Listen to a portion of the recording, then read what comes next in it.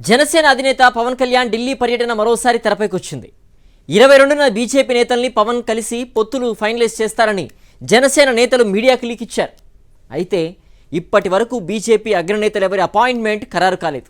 మరోవైపు టీడీపీ జనసేన పొత్తులపై అయోమయం కొనసాగుతోంది.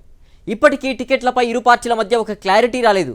ఇదే సమయంలో త్యాగాలకి సిద్ధం కావాలంటూ పవన్ చేస్తున్న వ్యాఖ్యలు పార్టీ క్యాడర్లో తీవ్ర నైరాస్యం పెంచుతోంది.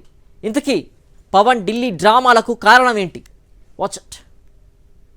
పవన్ కళ్యాణ్ ఈ నెల 22న ఢిల్లీ వెడతారట. బీజేపీ అగ్రనేతలను కలిసి పొత్తులపై చర్చించి ఫైనలైజ్ చేస్తారట. ఇది జనసేన మీడియాకిస్తున్న లీకులు. గత నెలలో కూడా ఇదే విధంగా జనసేన నేతలు మీడియాకు లీకులిచ్చారు.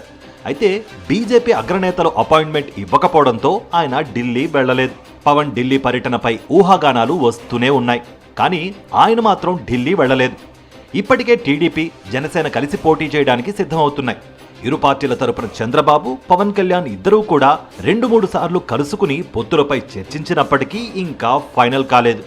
పొత్తులపై క్లారిటీ రాకపోవడంతో పాటు రెండు పార్టీల నేతలు ఎవరికి వారే యమునా తీరే అన్నట్లుగా వ్యవహరిస్తున్న తీరు ఇరు పార్టీల మధ్య గందరగోళానికి దారితీస్తోంది.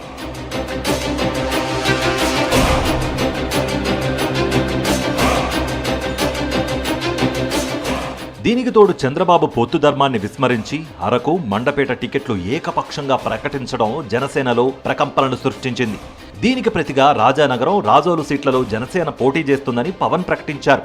కానీ కార్యకర్తల్లో మాత్రం పవన్ విశ్వసనీయతను పెంచుకోలేకపోయారు. కనీసం 60 స్థానాల్లో పోటీ చేయకపోతే భవిష్యత్తులో ప్రభుత్వ ఏర్పాటులో జనసేనకు ప్రాధాన్యత ఉండదని హరిరామజోగయ్య రాస్తున్న లేఖలు కూడా జనసేనలో చర్చనీయాంశమవుతున్నాయి. కానీ పవన్ చంద్రబాబు చర్చలలో మాత్రం జనసేన స్థానాలు 25కే పరిమితమవుతున్నాయనే విధంగా ఎల్లో మీడియాలో వస్తున్న వార్తలు జనసేనలో తీవ్ర ఆందోళనకు దారితీస్తోంది.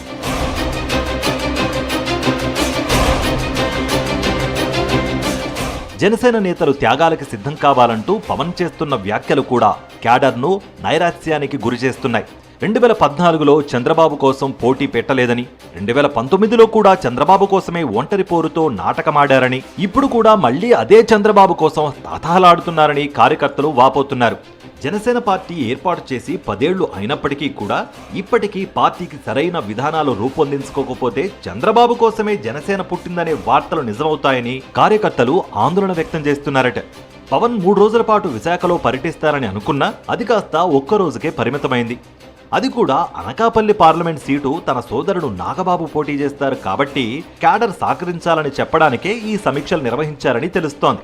వాస్తవానికి అనకాపల్లి ఎంపీ స్థానం నుంచి పోటీ చేయాలంటూ మాజీ మంత్రి కొణతాల రామకృష్ణని జనసేనలోకి చేర్చుకున్నారు. ఇప్పుడు ఆయనకు హ్యాండ్ ఇచ్చారు. ఈ నేపథ్యంలోనే పవన్ నాగబాబు సమీక్షలకు కొణతాల డుమ్మా కొట్టినట్టు సమాచారం.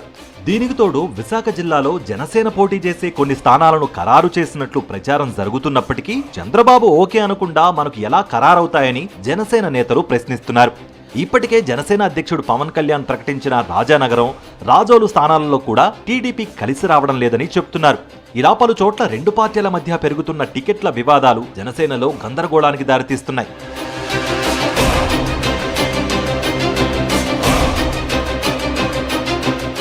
టీడీపీ జనసేన పార్టీల మధ్య వ్యవహారం ఇలా ఉంటే విశాఖ పర్యటనలో జనసేన కార్యకర్తలతో త్యాగాలకు సిద్ధంగా ఉండాలంటూనే టీడీపీతో పొత్తు బీజేపీకి ఇష్టం లేదని తానే ఒప్పించానని చెప్పడం ద్వారా క్యాడర్ చేదారిపోకుండా చూసుకునే ప్రయత్నం చేస్తున్నారు. చంద్రబాబును గద్దెనెక్కించడం కోసం పవన్ పడుతున్న పాట్లు జనసేన పార్టీని నిలుపుకోవడానికి చేసుంటే బాగుండేదనే వ్యాఖ్యలు పార్టీలో వినిపిస్తున్నాయి. ఈ నేపథ్యంలో బీజేపీ అగ్రనేతల అపాయింట్మెంట్ ఖరారు కాకుండానే పవన్ ఢిల్లీ వెడుతున్నారని లీకులు ఇవ్వడం వెనుక అర్థం ఇదే అంటున్నారు.